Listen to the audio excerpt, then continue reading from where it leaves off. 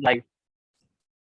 Welcome everyone to the webinar Management of Post-Keratoplasty Complications.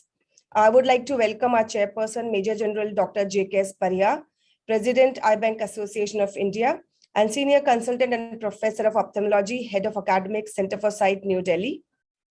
Our co-chair are Dr. Radhika Tandon, Past President, Eye Bank Association of India, Professor of Ophthalmology at RP Center, AIIMS, Delhi. Dr. Namrata Sharma, Honorary General Secretary, Eye Bank Association of India, and Professor of Ophthalmology at RP Center, AIIMS, Delhi. Dr. Rajesh Sinha, Honorary Treasurer, Eye Bank Association of India, Professor of Ophthalmology at RP Center, AIIMS, Delhi. We have an esteemed panel, including of Mr. R. Govindhari. He's a Joint Secretary for Eye Bank Association of India. Dr. Rishi Mohan, Dr. Hemant Kumar, Dr. Das, Dr. Hitendra Ahuja, Dr. Rekha Gyanchand, Dr. Rakesh Shah, Dr. Nilesh Mohan, Dr. Shakeen Singh, Dr. Abhishek Chandra, Mr. Arvind Akula, Mr. Sachin, and Mr. G. Ganesh.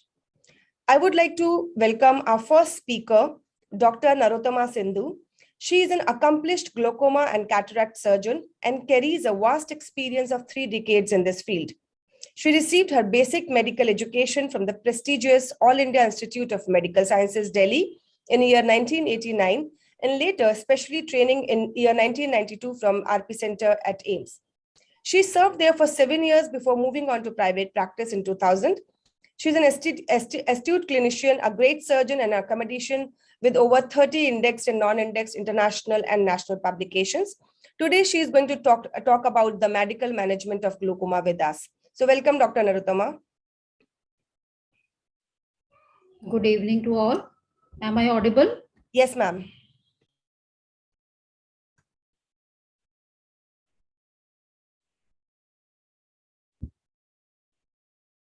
Am my screen visible? Is my screen visible? Yes, ma'am.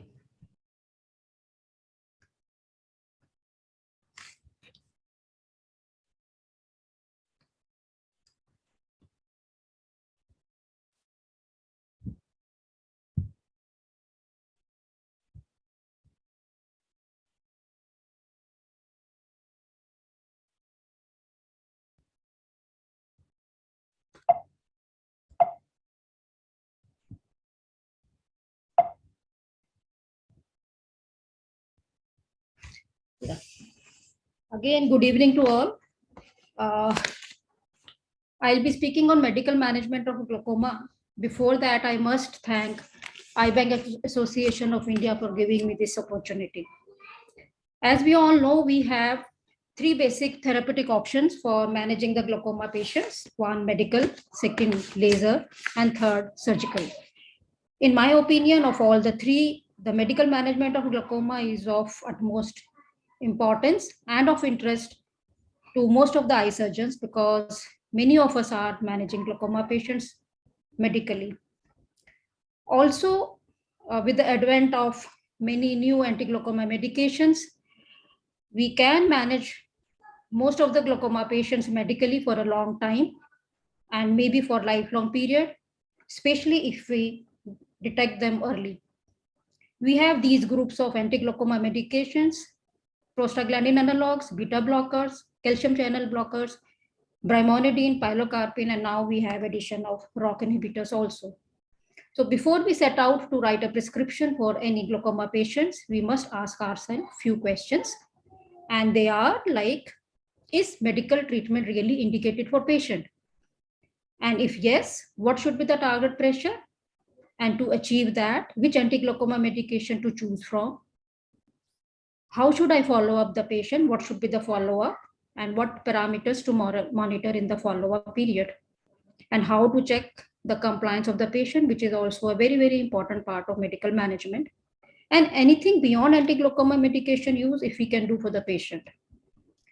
So as we all know that the antiglaucoma medications are to be used for 2 kinds of patients. 1, confirmed glaucoma cases, and another is ocular hypertension patients with risk factors, as have been covered by the OHERT study or the risk factors which have been defined by the OHERT study.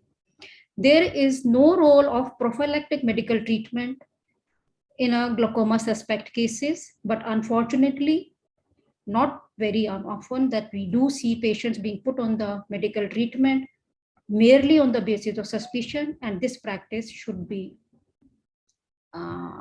is not a right practice. Also, we must ensure that patient has a PI done and it is patent wherever indicated. That means all patients should undergo gonioscopy, and needful should be done as per the gonioscopic findings. We must also go into the detailed history to know if the patient is already on steroids, because merely withdrawal of the steroids can help the patient rather than putting the patient on the medical therapy. As we all know that glaucoma is a progressive illness and it is multifactorial in origin. Probably that is the reason that we do not have any set nomograms and only the guidelines, which are based on scientific multicentric studies. And therefore, we have to devise our own treatment philosophy. The target pressure we define based on the risk profiling of the patient. And these are the parameters which we take to risk profile the patient of all the factors. The first two are most important. The severity of glaucoma as per the fields and not as per the OCT or DIS findings, and intraocular pressure measured at the time of detection. It will be a good practice if we write the intraocular pressure at the time of detection very clearly in the case sheet so that it can be easily referred to whenever needed.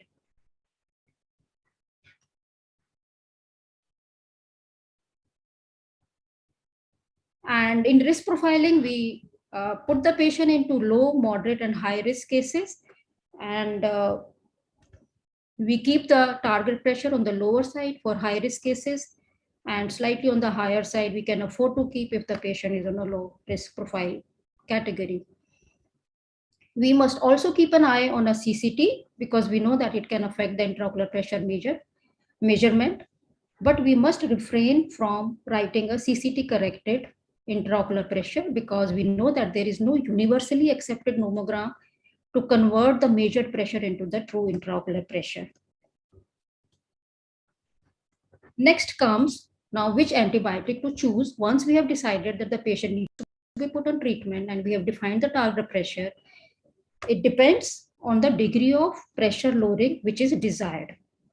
Now, as per the studies, the 20% reduction from the baseline is desired for early glaucoma cases and for ocular hypertension cases. For moderate cases and for NTG cases, 30% reduction from the baseline is desired, and for advanced cases, 50% reduction of the intraocular pressure is desired. Now, which medicine to choose depends on the potency and how much the intraocular pressure reduction is required. We know that PGA, timolol, which is a beta blocker, and ROCK inhibitors, they are very potent. Rest of the medicines, they all belong to the same category as far as the potency is concerned, and at least 20% reduction of intraocular pressure should be achieved with whatever medication we choose. We must also be mindful of the fact if the anti-glaucoma medication chosen is going to interact with the systemic medication, the most important being beta blocker, and most of our patients do. They are already put on beta blockers for the systemic illnesses. And we should be mindful of the fact the pressure lowering effect, if in presence of beta blocker systemically taken, will not be as good, and we will only be adding the side effects of the medication, and it should be avoided. We should be mindful of the local and systemic medication side effects which medication can cause. And most of the side effects we are generally aware of, and I will be just highlighting few of them. PGA and ROCK inhibitors, they basically share most of the side effects. Prostaglandin-induced periorbitopathy is maximum with biometoprost, so much so that after few years we find difficulty in taking the intraocular pressure by 80 because they have long eyelashes, deep sunken eyes, shallow fornices, and it really becomes difficult in some of the cases. With ROCK inhibitors, the additional side effects which have been found out over the time reported, they are like vortex keratopathy, honeycombing of cornea, and both are reversible on withdrawing the medication. Timolol has the maximum local and systemic side effects, but despite that, it is one of the commonly used medication because it is economical. Other medications are not so well tolerated, like dorzolamide, brinzolamide, brimonidine. So they happen to be the second, third, and fourth medication for glaucoma.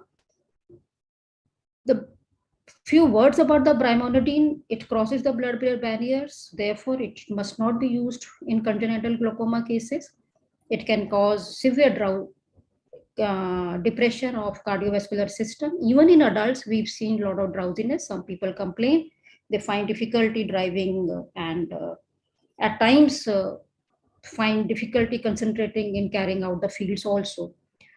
One of the rare complications with brimonidine is the appearance of granulomatous iritis in some cases. We must be aware of this possible side effect so that it is, if withdrawn at the right time, patient gets the maximum benefit. And we should remember that the granulomatous iritis is caused by brimonidine, whereas non-granulomatous iritis can be caused by prostaglandin analogs. Specific contraindications of these antiglaucoma medications we must keep in mind.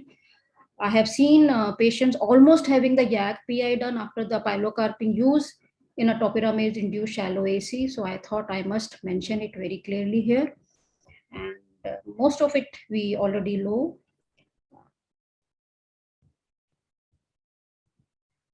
Whether the eye drops is to be used binocularly or uniocularly also is to be kept in mind, because PG analogs are notorious to cause the local side effects and sometimes it may cause a cosmetic problem.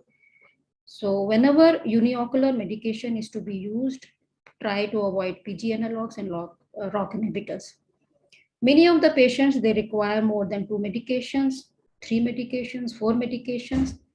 And then we have to add second line, third line, and fourth line drugs. They should only be added once we are assured that the previous medication has shown effect. That means intraocular pressure was lowered by more than 20% and is well tolerated and has passed the period of stabilization of effect, which varies from 2 to 6 weeks, maximum being with the PG analogs, and 2 weeks is with the timolol drug, which is another most commonly used drug. This flowchart basically advocates the same thing, that start with one drug only, monotherapy, whichever one may choose depending upon the patient profile and the clinical profile of the patient. And find out whether it is well tolerated and effective. If need be, add another drug from a different group, and basically one by one you have to add to every time assess whether it is being effective and well tolerated. Once patient is on multi-drugs, then it becomes a problem in scheduling the medicines, which affects the compliance and efficacy.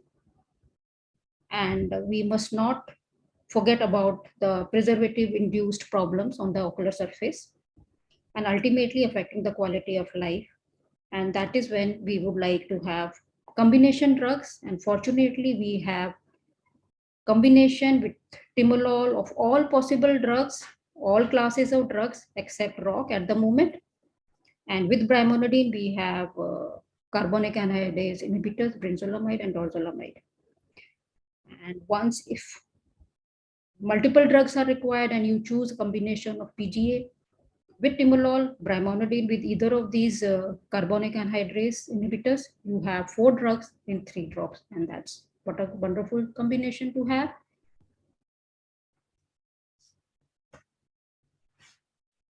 Now, what should be the follow-up? Till the time you reach the target pressure, the follow-up has to be frequent.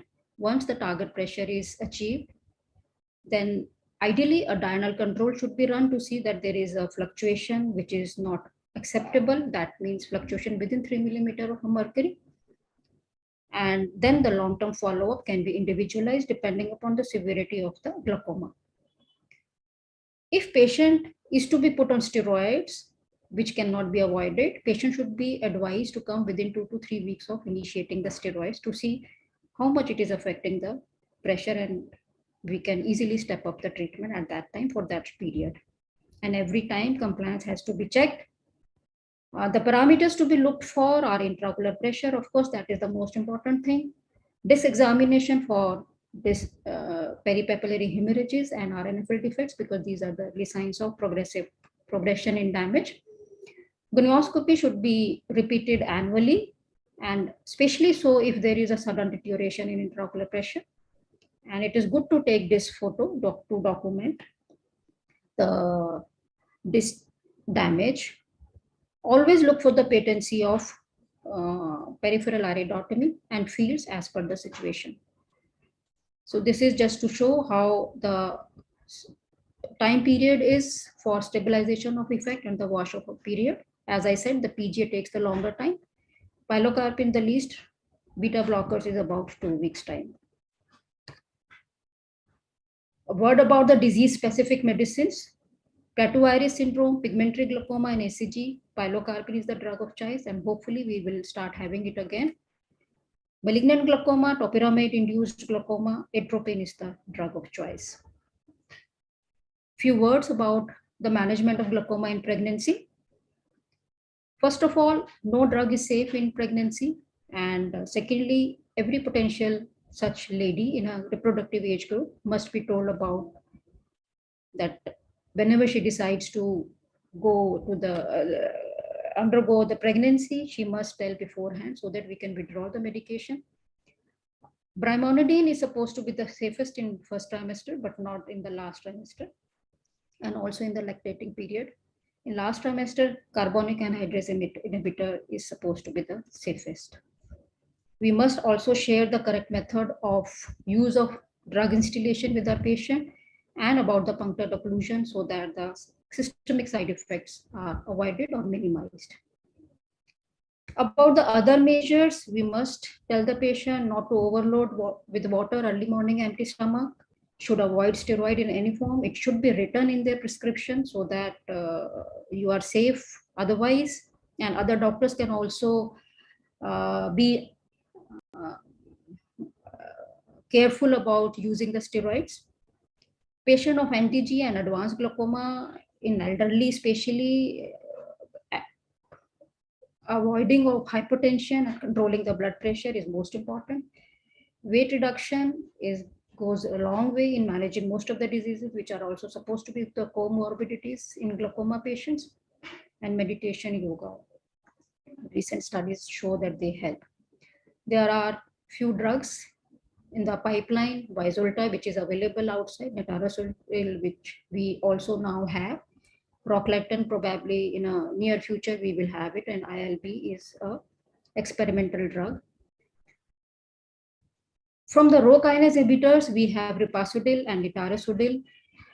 Nitarosudil has to be refrigerated for use, and it is a bedtime dosage, so it is more convenient than Ripasudil. They basically act by decreasing the intraocular pressure, by increasing the aqueous outflow at the trabecular meshwork and inner wall of Schlemm-Schwann, and also at the episcleral vessels. And that is the reason that they cause hyperemia on the use, and this could be one of the complaints with the patients. But the important thing with Ripasudil and Nitarosudil is that they can be used in post-op patient due to their anti-inflammatory property, which is unlike PG analogs, where we have to avoid it in a post-operative patients. Latanoprostene Bunod, which releases nitric oxide moiety, and it causes the dilatation of vessels, and therefore it decreases the intraocular pressure, will probably become available to us in near future, and we hope so. Proclatin is available abroad, and very soon we should be having it in India, and we will have one more drug in our armamentarium for medical management of glaucoma. These are the few photographs to show the side effects of antiglaucoma medications. This is follicular conjunctivitis caused by Brimonitine. Now, many a times patients, they are put on low dose topical steroids to manage this allergy, which is not the way it should be. Basically, one has to withdraw the medication because it will only work that way. Topical steroids with continuation of drugs, offending drugs, is not going to help. And it will only worsen the glaucoma management. This is a photograph to show where one of our patients developed Primordial-induced granulomatous, and we could identify it at the first go, and fortunately patient did not have to suffer. And once patient shows Primordial-induced granulomatous uveitis, it should be noted very clearly, because re-exposure to the drug is going to again cause the problem. This is to show the vortex keratopathy, which is induced by netarosol. This is a basically photoshopped from the Google, and corneal honeycombing again with the use of a netarosol. Fortunately, I have not had the experience as yet to see these complications with the use of netarosol. So in the end, I would just like to say that with addition of newer medications, successful medical management of glaucoma is now becoming a reality, provided they are used judiciously. And thank you for your patient hearing. Thank you so much, ma'am, for such an informative presentation. I would like to invite the panel for comments and the question. Dr. Rishi, Dr. Shakeen, Dr. Hemant. Thank you so much, Raki, and it's a lovely talk, Dr. Sindhu. I think you covered it excellently. I missed the first few minutes, but I think the points that you've enunciated are absolutely fantastic, especially the preservatives. And as a cornea person, we see these toxicities fairly commonly.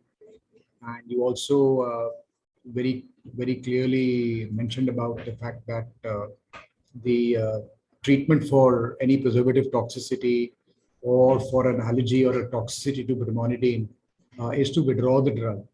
You can't be substituting it with or treating it with a steroid, but that will only add to your problems rather than reduce it. So I think those are very good points, and enjoyed that. Thank you so much. That's a nice presentation. Thank you. Thank you so much. Thank you, Dr. Rishi.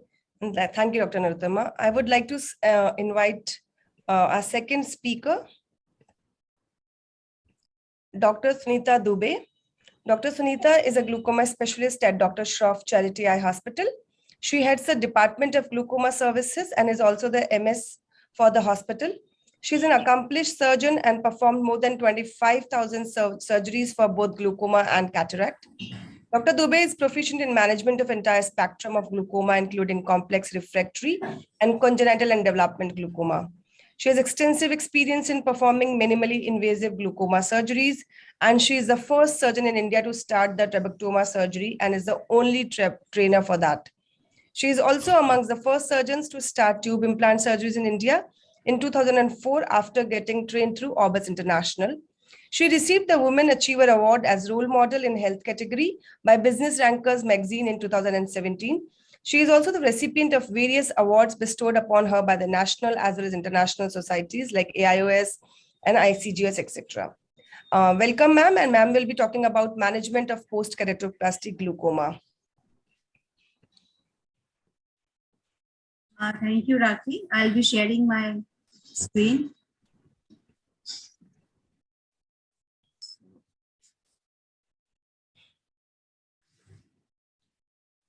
So at the outset, I would like to thank EBAI Association of India for inviting me. I'll be talking on management of post-keratoplasty glaucoma. Can you hear me? Yes, ma'am. Loud and clear. Yes. So glaucoma is a serious complication following keratoplasty procedures. And in fact, secondary glaucoma and graft rejection are the two leading causes of graft failure post-keratoplasty. PKP has the maximum incidence of secondary glaucoma. However, DSAC and DMAC, which are now the newer and commonly performed procedures, also have definitive risk of glaucoma. Also, glaucoma is common as a comorbid condition at the time of Boston K-Pro, and almost 40 to 76% patients have pre-existing glaucoma at the time of K-Pro implantation. So now coming to etiology, etiology of glaucoma following PKP. So it is multifactorial, including preoperative, intraoperative, and postoperative factors. And the pre-existing glaucoma is one of the most important risk factor. And in fact, high IOP accelerate the rate of endothelial cell loss and graft failure. Also, the complicated conditions which require multiple PKs, including perforated corneal ulcer, adherent leukoma, eye syndrome, or trauma, are the risk factors for development of glaucoma. The mechanism of development of glaucoma include collapse of the trabecular meshwork and collapse of angle with loss of anterior support due to incision in the Descemet's membrane. And also in patients who are aphakic, there's reduction in the posterior support from loss of zonular tension. So there is loss of both anterior and posterior support. Also, there is development of progressive peripheral anterior synechia leading to high IOP and chronic angle closure glaucoma. High IOP in immediate postoperative period could be because of the residual viscoelastic substance, excessive inflammation due to disruption of blood aqueous barrier, which is more common in case of therapeutic keratoplasty, and also improper suturing and small graft size. In the late postoperative period, it is because of the extensive PAS formation, steroid responsiveness, and presence of pre-existing glaucoma. Suturing technique and graft size are of utmost importance. Tight suturing between the graft and host tissue reduces the length of the donor button and decreases the corneal curvature, leading to compression of the iridocorneal angle and formation of PAS, and leading to high intraocular pressure and glaucoma, as you can see in this picture. There's decreased curvature leading to collapse of chamber. DMAC, which involves the replacement of only endothelium and Descemet's membrane, has the advantage that there is no collapse of the anterior chamber and angle. However, almost 15% of the patients post-operatively in the early post-operative period may develop ocular hypertension after the procedure due to pupillary block because of the air. So if the air is full chamber, as you can see, the air pushes the iris posteriorly, and the iris in turn presses strongly against the lens, leading to pupillary block.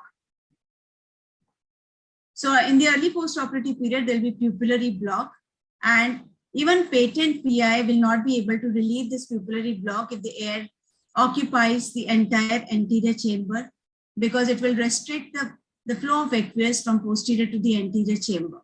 So the pupillary block can be relieved only when the air is not full chamber. Also, upright position immediately post DMAC may develop simultaneous anterior and posterior pupillary block, since in upright position the air bubble rises up, rendering the PI non-functional, leading to posterior pupillary block, and in the inferior angle the aqueous flow overwhelms the inferior iris and displacing it forward, causing anterior pupillary block.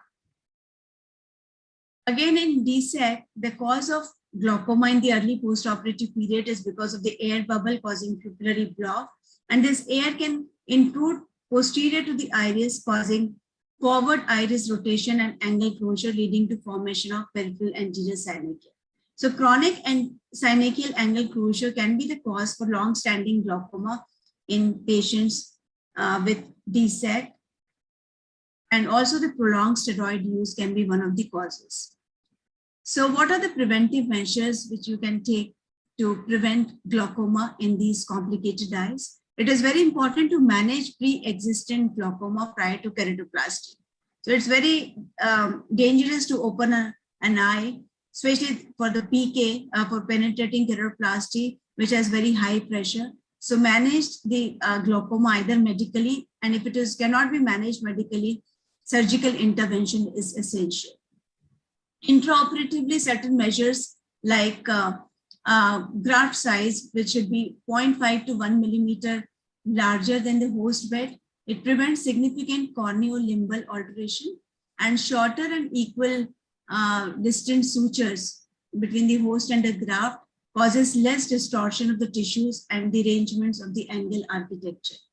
Also, try to remove as much viscoelastic as possible so as to prevent the inflammation and clogging of trabecular meshwork because of the viscoelastic. It raises the pressure in the immediate postoperative period. And if there is floppy iris, perform iridoplasty. Fill the anterior chamber incompletely or less than 80% with air to prevent pupillary block, and inferior peripheral iridectomy rather than one at 12 o'clock position is better in such cases. The management of post-PKP glaucoma is not so easy, and because it may be difficult to manage, to measure pressure because of astigmatism or corneal edema or scarring. In K-Pro eyes, IOP can only be assessed by digital measurement. Post-operative assessment of visual fields and optic nerve may not be possible because of the hazy media and poor visual acuity. And also, there are limited options for management, and surgical success is not so good in complicated cases. The first line of management, as in other forms of glaucoma, is medical management post-PKP also. We use topical beta blockers or alpha agonists, and if the pressure is very high, we use systemic carbonic anhydrase inhibitors. PG analogs and pilocarpine should be avoided in the early post-operative period because of inflammation. However, in long-standing glaucoma, there's no contraindication to use PG analogs. Topical CAIs theoretically can risk edema and graft decompensation. However, it is very rare. Cases with pupillary block should be managed with PI, and SLT can be done in patients who have open angles post-PKP. Surgical management is mandatory in patients with refractory glaucomas who do not respond to medical management, and we have the surgical options in the form of trap with MMC tube implants and cyclodestructive procedures. So if you compare trap versus tube implants, literature suggests that there is better IOP control with AGV. However, there's better long-term graft survival with trabeculectomy. Trabeculectomy has much better prognosis in post-DSAC and DMAC because of the better AC stability than post-PKP. GDDs are very good in refractory cases and or after failure of a trabeculectomy. And various studies have suggested various success rates with IOP control in as much as 51% to 96%, and graft survival from ranging between 49% to 90%. One should remember that thick edge of corneal graft can potentially block the tube lumen in AC in case of DMAC and DSAC. So it's better to insert the tube into the posterior chamber to avoid the impingement against the thick corneal edge. So otherwise, also in post-PK patients, it is better to place the tube in the posterior chamber or in the sulcus to prevent the corneal decompensation in long run. Cyclodestructive procedures have been an adopted intervention for post-keratoplasty glaucoma with a good IOP control, almost 70-72% after 1 year. And even with micropulse, 70% of the eyes showed IOP reduction of 20 millimeter or more in one study. However, there's an increased risk of intraocular inflammation, graft rejection, and hypotony post cyclophotocoagulation. So it's better to do a graded cyclophotocoagulation wherein you just treat 1 or 2 quadrants. It definitely reduces the risk of hypotony, inflammation, and graft rejection. DAL, which is a stromal procedure, is the incidence of glaucoma is almost 0 in this procedure. Boston K-Pro has very high incidence of and severity of glaucoma, and it prompts a low threshold for performing glaucoma surgery either prior to or simultaneously with procedure. And the causes of glaucoma include progressive iridocorneal adhesion, inflammatory debris obstructing the TM, crowding of anterior segment with large K-Pro backplate, collapse of TM if in patients who are aphakic, and chronic use of steroids. So this is one of the patients who was managed with AGV and Boston K-Pro. So this patient had a history of burn with scleral ischemia and corneal melt. So the Boston Capro was performed by a corneal surgeon.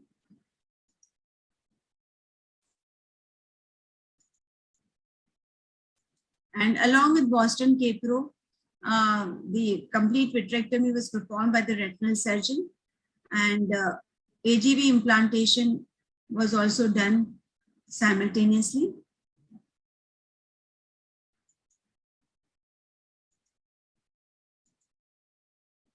And the tube of AGV was introduced through one of the sclerostomy, or superiotemporal.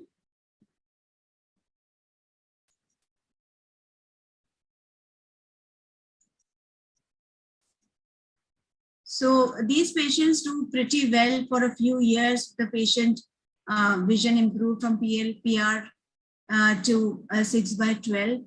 However, the long-term prognosis of such eyes is not so good. Patients may require multiple grafts as well as multiple glaucoma surgeries to maintain visual acuity and intraocular pressure. And this is one of my patients, 68-year-old male, who underwent cataract surgery somewhere else long back. And he just had one eye, 6/60 vision, ACIOL, and the pressure was 22 on 3 anti-glaucoma medications. AGV with DSAC was done in this particular patient. However, the graft decompensated, and so the OPK was done. The optical penetrating keratoplasty was done, but after OPK, the pressure control was lost. So this patient underwent second AGV. So now he is maintaining visual acuity of 6/12, and the pressure is controlled on 2 AGMs. So sometimes you need to perform multiple surgeries on these patients to maintain the vision. And this is another patient, a young patient with traumatic glaucoma and decompensated cornea. She had already underwent trabeculectomy somewhere else. And when she came to us, she has total cataract with decompensated cornea. She underwent cataract surgery and OPK, and she was left aphakic because there was no PC. But the pressure went very high after surgery, and she had very advanced glaucomatous cupping also. And she was managed initially with conservative management, but just a simple procedure of needling, which was performed a few weeks later, got the pressure under control. So now she's maintaining a good pressure of 11 millimeter mercury, and the vision has also improved with aphakic correction to 6/9. And she is right now on no anti-glaucoma medications. So depending on the underlying corneal disorder and surgery performed, glaucoma can be mild and aggressive and refractory to medical or surgical treatment. So one has to be really watchful in managing these eyes. Early recognition and management is critical to achieve better long-term success. And most of these eyes have multiple comorbidities, and these are complicated eyes and definitely require a team approach. Thank you very much for your time.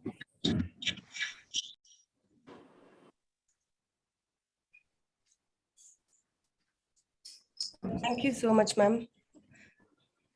Thank you, Sunita. I think those are very challenging cases, especially the keratoprosthesis cases. I'm glad that you are doing glaucoma surgery. Very difficult to motivate glaucoma people to do surgery in such complex cases. So thanks for your contributions in that field. Thank you. We have with us Dr. J.K. Parihar sir as well now. So,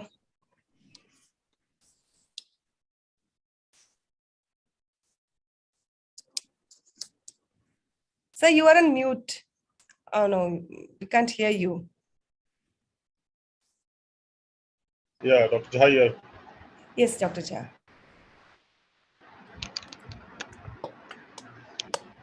Yeah, can I start? Hello? So the next speaker Can is you hear me? Yeah, yes, I can hear you.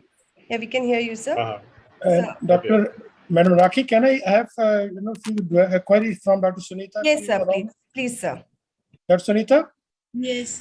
The topic have really very well covered. You have touched upon the anti-glaucoma drugs immediately after post PKP. what your routine practice in all patients with a PKP? What glaucoma drug you give in the routine, So and for how long? yeah, so we have seen that like it depends on the intraocular pressure and the severity of glaucoma, the damage of the optic nerve. So to begin with, say in the acute phase of the early post-operative period, because there's a lot of inflammation, so I start with timolol or a combination of timolol and brimonitine. If the patient doesn't have any systemic problem, then timolol and combination of timolol and brimonitine is the best, along with Dimox if the patient can tolerate. So this is the first thing, because the pressure may go up to 30, 35. So it is easily controlled with this combination of Dimox few days and a combination of timolol and brimonitine. But if it doesn't hold over a period of time, then you can add other drugs also. Although theoretically carbonic anhydrase inhibitors can induce corneal edema or risk graft failure, but practically speaking, the risk is not that much. So you can even add topical carbonic anhydrase inhibitors. Now we have ROCK inhibitors also, netarsidil and marsidil. You can add one of them also, although there is no literature available for the use in post PKP glaucoma. And if the pressure is very high, then because in our institute, most of the patients where the pressure becomes intractably high are the patients who have undergone therapeutic keratoplasty. So bad that you can't immediately take up the patient for any surgical intervention. So we wait for 2 months or 2.5 months, and a graded, as I mentioned, graded cyclophotocoagulation, wherein you're treating just 90 to 180 degrees is useful.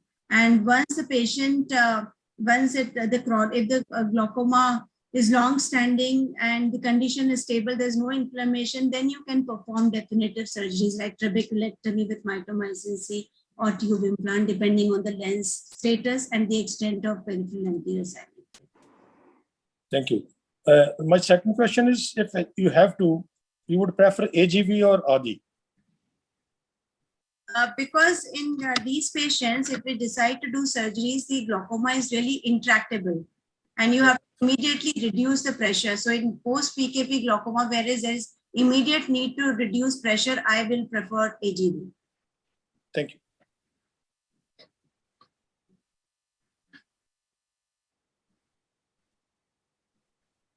So if there are no more questions, we may move to the next speaker.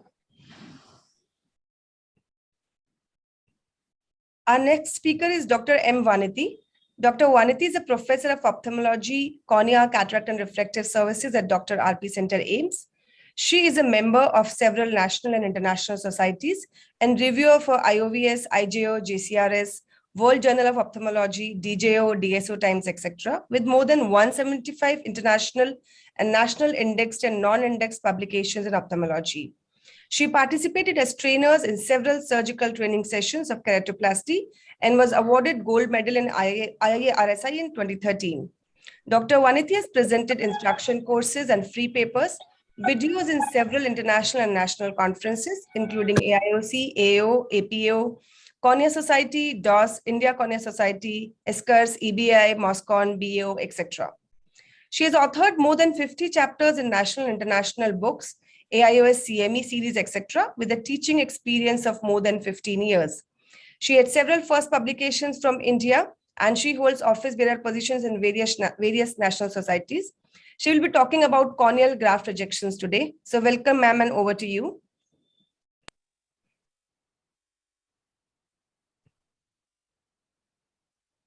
Dr. Parihar sir, would you say a few words before Vanathi's talk? About Vanati or talk? No, I've About Vanati, the, yes. yeah, this is, I must compliment and congratulate you for this wonderful webinar, and I could watch and listen to Dr. Sunita. She has given a very good presentation on post-PK glaucoma. I'll share some my comments at the end. And I think this type of a webinar are very effective for the health of the EBI as well as for academic contents too. And you have brought such a eminent faculties and panelists here. So obviously, it's not only the EBI standard, your webinar is of international standard. Thank you.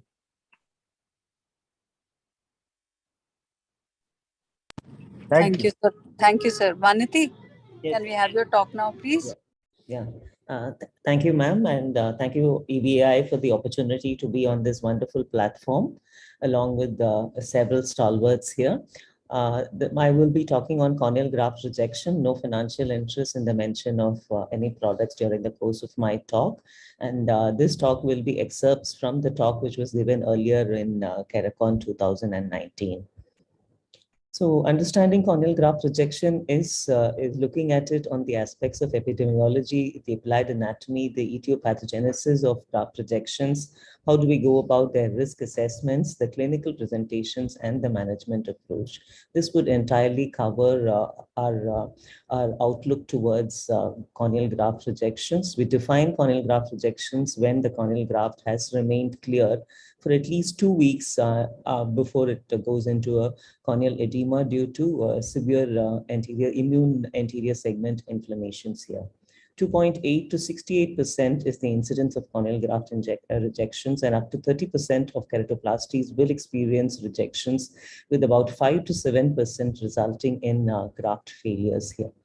In good prognosis keratoplasties, rejection ranges about 12%, whereas in high-risk keratoplasties and complicated keratoplasties, it could go as high as 40%. The vascularity of the host corneal bed plays an important role in the incidence of corneal graft rejections here. And rejections after keratolimbal grafts can be as high as 40% here. Epithelial rejections are more common in limbal transplants as well. I will not delve into the molecular pathogenesis of graft rejections as it is complex and will require a longer period of time to explain it, but the immune privilege enjoyed by the cornea is what usually precludes it from the need for systemic immunosuppressants in most of the cases, considering that corneal transplantation is the most highly performed solid organ transplantation all over the world here. But we do lose this immune privilege of the cornea in cases which are subjected to vascularization of the host corneal bed. Again, this cascade of which triggers the immune reactions leading to corneal graft rejection is something which is there in almost all textbooks. And for those who want to update, I would suggest you look into this recent publication on immunobiology of corneal transplantation, which talks to you in detail about all the latest aspects in the immune corneal rejection. What is new when we look at molecular genetics and its role in corneal graft rejection is the recent elucidation of the role of human thrombospondin glycoprotein gene 1, which is located on chromosome 15q15, and this affects the TSP1 expressions on in the anterior chamber here, and a probable genetic predisposition to the occurrence of immune graft rejection are also been suggested. We did look at it in our a small sample study of corneal graft rejections in our tertiary care scenario, and did not find a difference between the general population and those who suffer corneal graft rejections, vis-a-vis as reported from the British literature, where they did find a genetic predilection to the occurrence of corneal graft rejections here.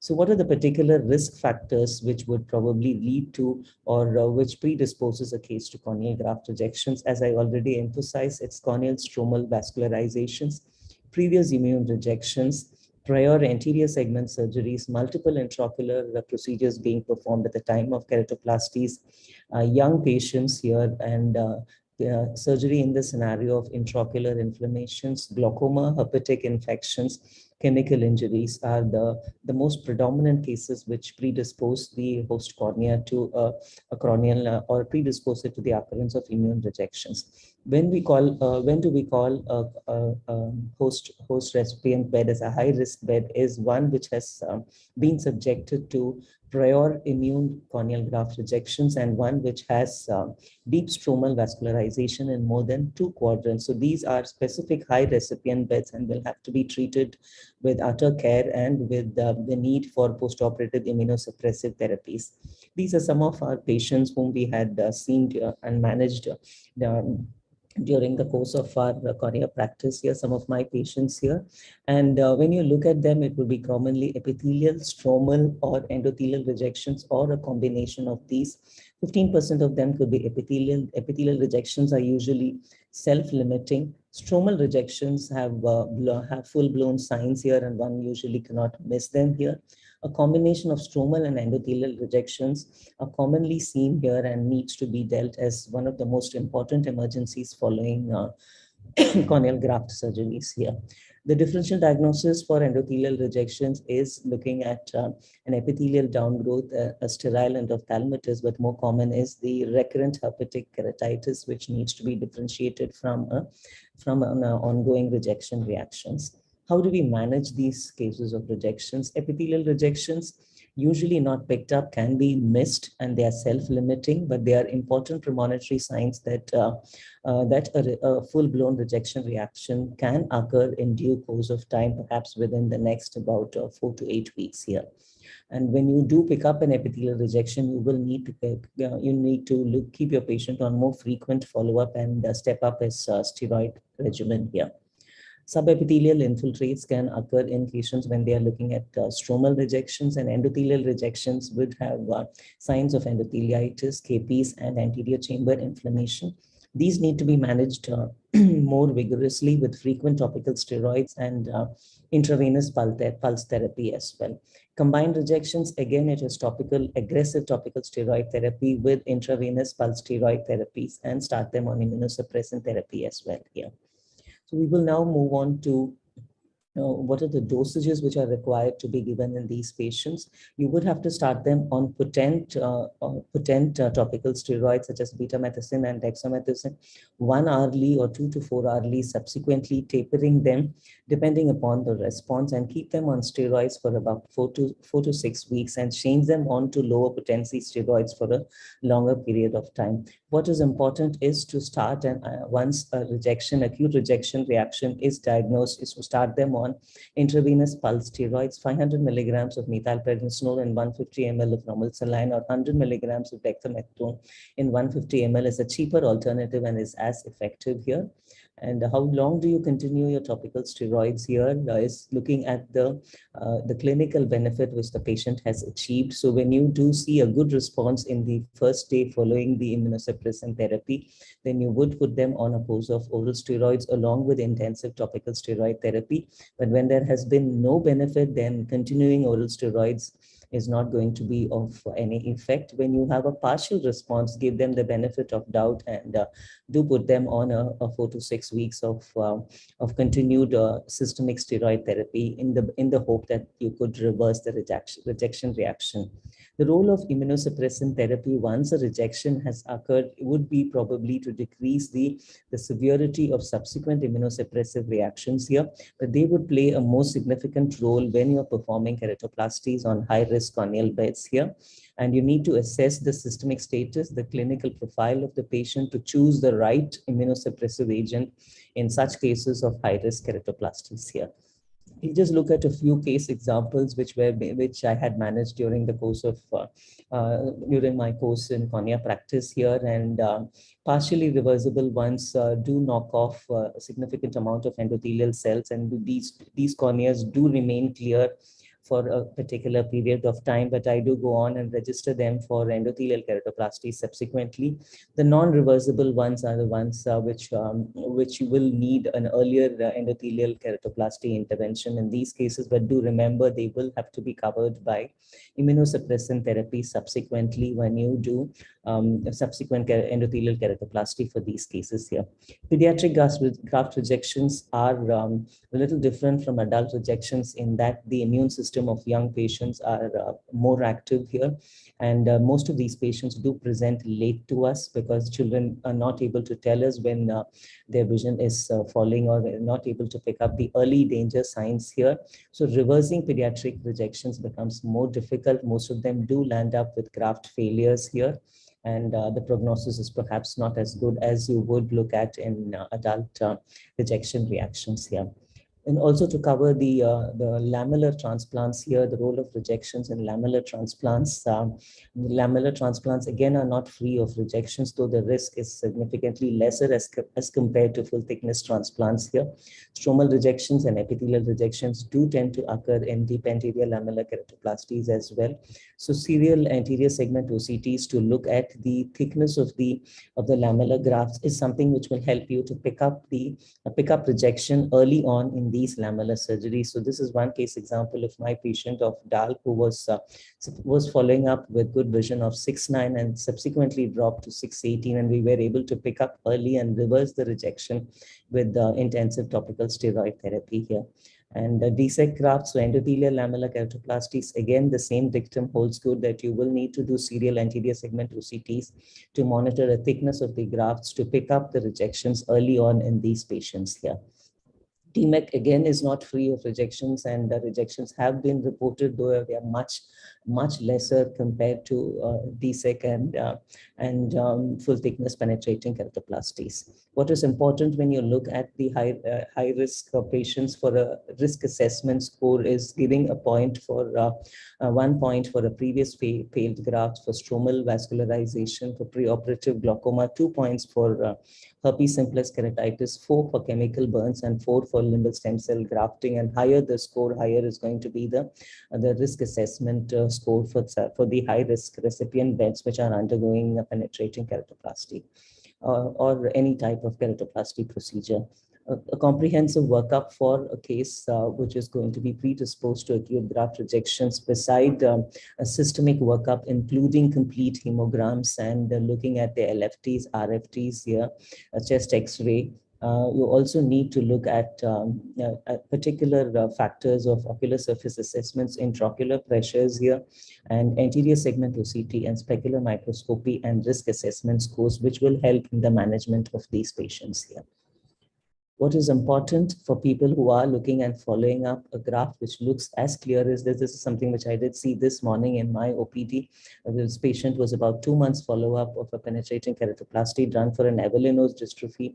He did come on earlier, and my resident almost missed him here, but a close evaluation could find early KPs on, which fresh KPs in this particular part of the graft, and then going back and probing, he did complain of a very mild pain in this particular eye. So what is important is you pick up these subtle signs which would help to prevent the onset of a full-blown endothelial rejection in such patients, and will give you a very good prognosis in long-term outcome of any type of keratoplasty here. Thank you all for your patient hearing, and thank you for the opportunity.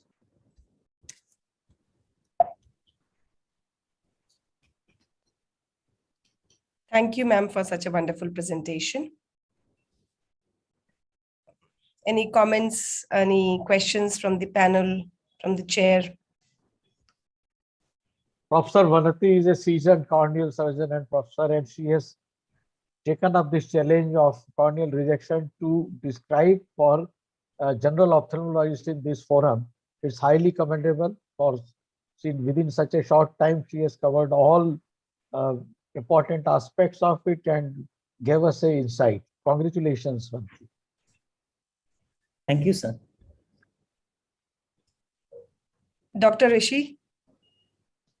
A fantastic presentation as always, Vanati, and very holistically covered. Yes, I think the points that she mentioned, especially with the pediatric rejections, and she has a vast experience dealing with pediatric keratoplasties. And pediatric keratoplasties here, incidentally, I think should only be done really in institutions which have the possibility to cover these patients and adequately manage them with an anesthesia perspective as well, because they are the patients who are not easily amenable to examinations and assessments of rejection. The assessment of rejection risk is another thing that she's highlighted. So whenever a graft is to be redone, or even if a primary graft is to be done, ascribing the risk level of that keratoplasty is important.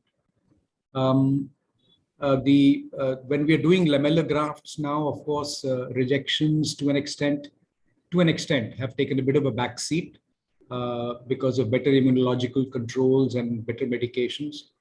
But with full thickness grafts, yes, certainly they're of extreme importance. May I add on something, Dr. Rishi? Yes, yes, of course. I think something which I did miss is the concern of corneal graft rejections following COVID vaccinations. I think I wanted to add up a slide, but I missed doing that. But that's something which has, I think, about a dozen publications now are appearing in literature, and we have also seen quite a number of cases who do come back to us following an immunization episode and presenting with rejection. So that's particularly a reality, and we probably will have to pre-warn the patients before they go in for their COVID vaccinations to be careful, because any vaccination will predispose to a graft to an occurrence of an immune event. Very valid point. So are we seeing this as a sequelae to COVID as well, or is it only because of the immunization process? As of now, I've seen it for after post-COVID, you do not see a graft rejection as much, because it does not really affect the corneal, the cornea, but more of the conjunctival epithelium, which has a higher predisposition to be affected by the COVID virus here. But the immune trigger is because of the cells which are also present in the corneal epithelium, which would be triggered on by the COVID antigen when you give immune vaccinations here. So I didn't include that particular slide there, which talks about the immunopathogenesis, which leads on to these, but there have been about at least 10 to 12 reports where people have reported graft rejections following COVID vaccination. Of course, it's very difficult to pinpoint and take it down to a fact that that this is the event which is leading to, but it is a very high coincidental incidence to point out to say that, you know, an immune trigger is probably present here. So if there is a patient who's had a graft and we had to suggest, or he has to get a booster or a primary vaccination for COVID, would the mRNA vaccine offer any advantage over the adenovirus-based vaccines, or is there no difference? As of now, I think the reported literature is not really able to help us in telling us which is going to be more, more safe in these cases here. But I think a better approach would be that you step up your steroids about 4 weeks before the patient is going to go in for his vaccination. Point. Thank you. Thanks. Thank you. And now I would like to introduce our next esteemed speaker, Dr. S.N. Jha. Dr. Jha is a senior consultant and head of vitreoretinal services at Sir Gangaram Hospital at New Delhi. He is known for his pioneering work in establishing retina services in private sector in Delhi. He obtained postgraduate degree from Dr. R.P. Center, AIIMS, and after his training in vitreoretina services from Dr. R.P. Center, AIIMS, he joined as consultant in Sir Gangaram Hospital in 1989. He established and nurtured the retina specialty. Recognizing the result, National Board of Examination recognized it to award fellowship in vitreoretina in 2008. There is only one more center in the country recognized for the same.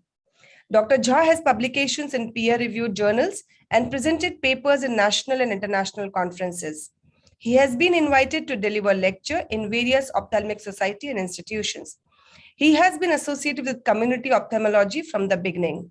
Welcome, sir, and sir will be presenting where we are today on CME. Thank you. Good evening, everyone. And I think after such a heavy stuff that we all, I'm an odd man out, I'm going to discuss with you a condition which is very common, concerns everybody. And I have, taken generic slides so that the situation becomes a bit lighter. So very, very scientifically heavy atmosphere here. And it was a wonderful presentation by all my predecessors. So cystoid macular edema is a condition that we are all aware and that we all face And once the urine and gas made us realize this condition, we are always after it, how to treat it, how to avoid it. And so far, it has been elusive. So coming to the basic evolution, I will be generally covering the problems associated with the cataract surgery. Of course, each and every disease condition ultimately has to address this, whether it is a cornea, glaucoma, or the retina. But as we all know, the cataract surgery has evolved from the early conditions when we take out the lens in a different ways to now with the laser coming in picture. Definitely the complications have gone down, but still it is not gone to zero level, and it keeps on concerning the surgeons. He has done a good job, and the patient says, yeah, I'm not able to see that well. So this is the, say, cataract load that we are all aware that we are going to have a still coming days, because now what is happening that the age group is gradually going on the younger side when they are needing, and we are going ahead with our confidence level going up about the cataract surgery. So coming to the ocular symptoms after cataract surgery, nowadays patient wants something like going into a beauty parlor. He wants to come out without any pain, without any hassle, and wants to join work as fast as possible.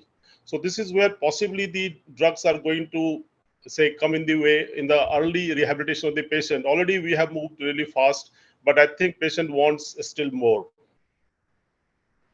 Coming to the CME, of course, we all know that clinical CME is around 2% in uncomplicated cases. The angiographic CME, of course, is more of a, say, academic importance than really of any due importance to be given to this, because any surgical intervention will definitely lead to a blood-retinal barrier compromise, and it will lead to leakage. So this, I think, it is just a hype which has been created and should be avoided.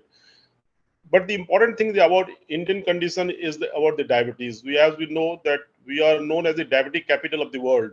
And a very high percentage of the patients undergoing cataract surgery will have diabetic retinopathy or diabetes without retinopathy. Even without retinopathy, the incidence of the CME goes up. So coming to the pathophysiology, we all know that the disruption of the normal blood-retinal barrier due to the various factors. Most important is, of course, that surgical irritation. With the coming of phaco and, of course, laser, now we are disturbing the anterior segment structures which cause to the CME, like iris, and almost close to 100% removal of the lens matter. This condition has definitely been taken care of a large extent, but still we do get, and we'll be doing some surgical manipulations come what may. So we will be getting this condition in certain percentage less or so in future also. So important post-operative complication of cataract surgery where surgeon possibly is not at fault at all. He has done a good job. He has not done any problem, but somehow the eye behaves in its own way. And some of the patients will get CME even in the totally uneventful surgery. And it compromises the result of cataract surgery. These days, patients are so demanding that even a slight loss of contrast, because CME definitely leads to loss of contrast, and he becomes uncomfortable. So coming to the classification, of course, I will again avoid the angiographic CME. We'll just come to the clinical CME. And clinical CME will say appear once in a while, sometimes immediate in post-op period or sometimes late. So this is a classification of angiographic CME. This is again more for the academic interest than of any clinical use. Coming to the classification, clinical classification, acute CME appears within 4 months of surgery. So see what happens, that patient is doing all right and he comes after some time that, doctor, I'm not seeing that well. This is really frustrating. Of course, nowadays we are having gadgets which we can diagnose and tell the patient what's gone wrong, and we can convince him and treat him as per the requirement. Late onset can come after 4 months, and again chronic CME which lasts more than 6 months. This is the most troublesome say situation for a surgeon, because whatever you do, whatever you may try to do, but the condition just refuses to go, and you are not able to pinpoint what is the basic cause of this condition. So symptoms, of course, decrease in visual acuity due to the retinal edema, the loss of contrast sensitivity and color vision. Actually, contrast loss is the most troublesome to the patient. Metamorphosia, I have not seen that much in CME post-cataract cases as in other conditions of retinal disorders. And signs, of course, once you have a look on the fovea and the retina around, there is a thickening. And subclinical, of course, edema is not that important. See, but the vitritis and optic nerve head swelling in clinical examination not that easy to pick up, but it does come up when you do a fluorescent angiography in these patients. So this is just generally summarizing signs and symptoms of clinically significant CME develops within 4 to 12 weeks after surgery and peak approximately 4 to 6 weeks after surgery. The risk factor, what are the risk factors CME? This is very important from our point of view, that we have to make the patient aware that these are the situations where he can land up with edema without any fault of the surgeon. So we must analyze these conditions and discuss with the patient the systemic disease, pre-existing ocular conditions, and of course the intraoperative complications can always come at any point of time to any surgeon. Coming to the systemic disease, diabetes, of course, tops the list always as usual. And whenever the patient is diabetic, we must run a OCT before surgery if it is possible, because many times what will happen that the edema was present there, and once you operate and the patient doesn't recover vision, he might blame the surgery itself instead of blaming the disease that he was already having.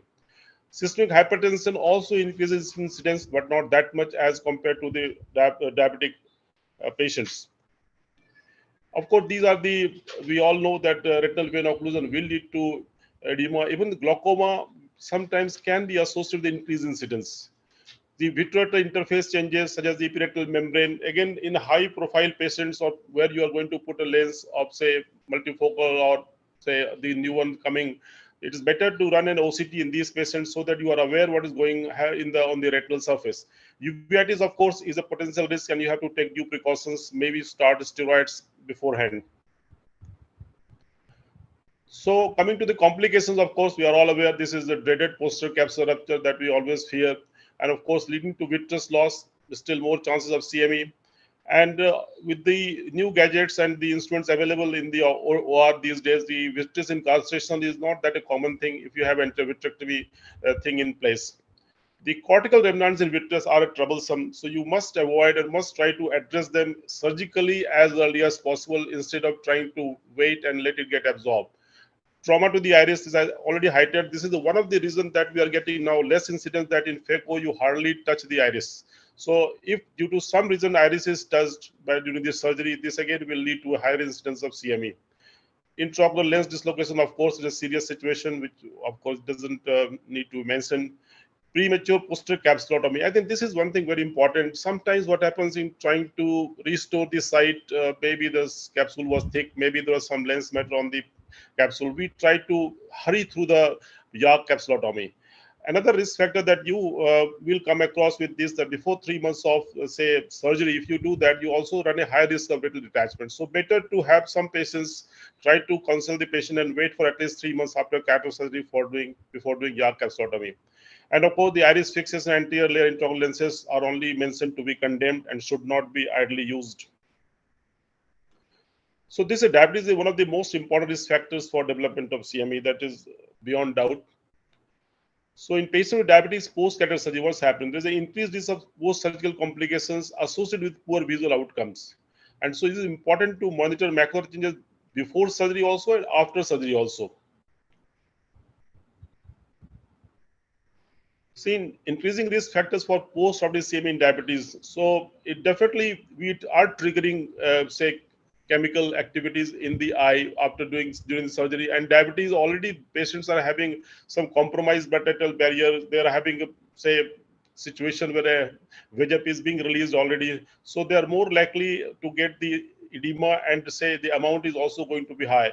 So development of diabetic macular edema per se post-cataract surgery as such is very high.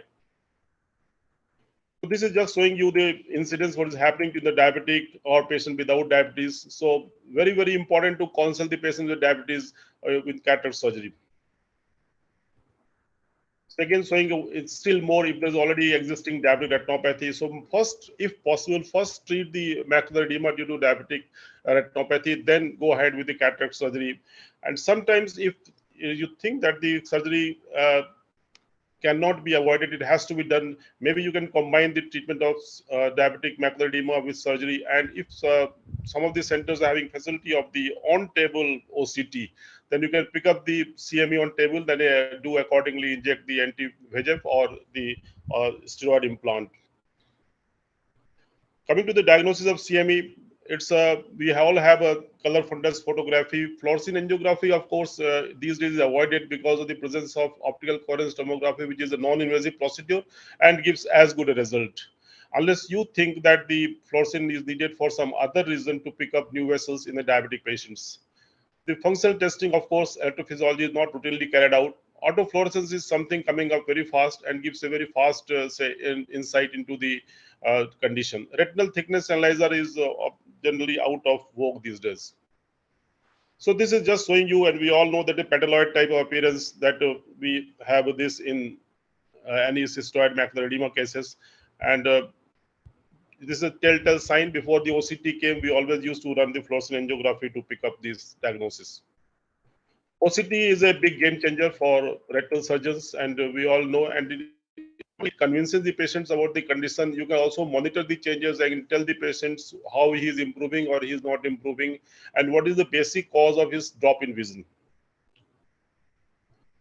Coming to the autofluorescence has not that much of use as in other conditions, but still it is a useful tool in the sense that you can get the result faster and it is a cheaper option for the patient. Coming to the management, again, this is a very important part, and we don't know exactly at this stage how to go about the condition, because many of these cases will resolve on its own, and you don't know whether your treatment has helped them or it has gone on its own.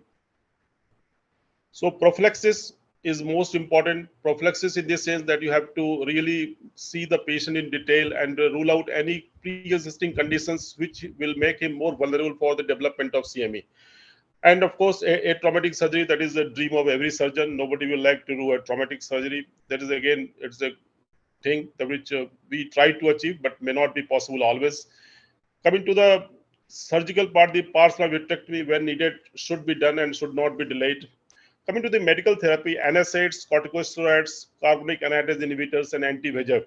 The NSAIDs have been promising for a long time. This is something that we are all looking forward to, that whether this NSAID as a simple drop will help us controlling this condition. So far, it has not been that much of, say, predictive value as we always thought. Recently, I think I will just mention about that, though I don't have any fancy interest in that. This new drug, the Ilevro, that has come with a higher concentration, that I have used few cases, looks promising, but actually can't say unless we have very large scale studies. So NSAID is one thing that we have to always look forward to, because corticosteroids have its own shortcomings and side effects. CIs cannot be given for a long time. And anti-VEGF, again, is a very transient effect, unless there is a basic cause is because of the VEGF. So prophylaxis is topical steroids and NSAIDs. So it is again very confusing that if you have given the topical steroids and you have given the NSAID, which one has worked? So I think we need to have a controlled trial to really conclude actually NSAIDs are helping to what extent. And only thing that maybe in diabetics and uveitis, and where there are the possibility of higher incidence, we can start the NSAID early and may continue for a longer period. That might be of, say, help, but again, the last word has to come after a controlled study only. So this is what I was just mentioning about the nefofenac for prophylaxis. The 0.3% has come. Maybe it will, so time will tell us whether it has really helped us or not. So I'll not go into detail about because I don't have a real hard data to support exactly what's happening, but definitely looks promising in certain cases. So this is, of course, we all know about the mechanism of action. I don't need to go into detail, and maybe we'll come to know sometime later that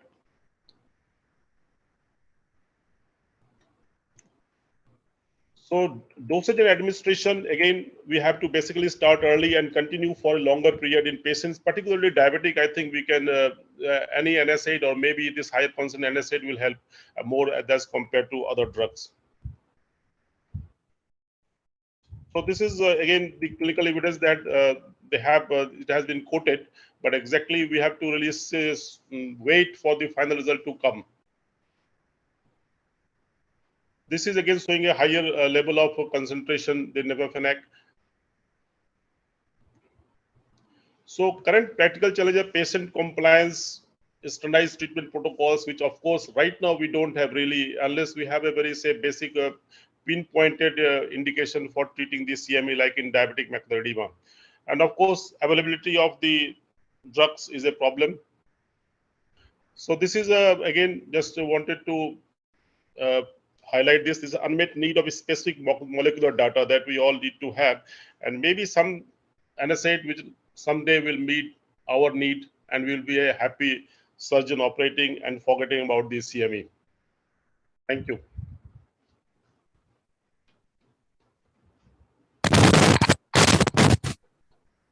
Thank you, Raja, for that very exhaustive coverage. In fact, we have come to the end of this webinar. Now, I would request the panelists to have, if they have any questions or any suggestions, they can please.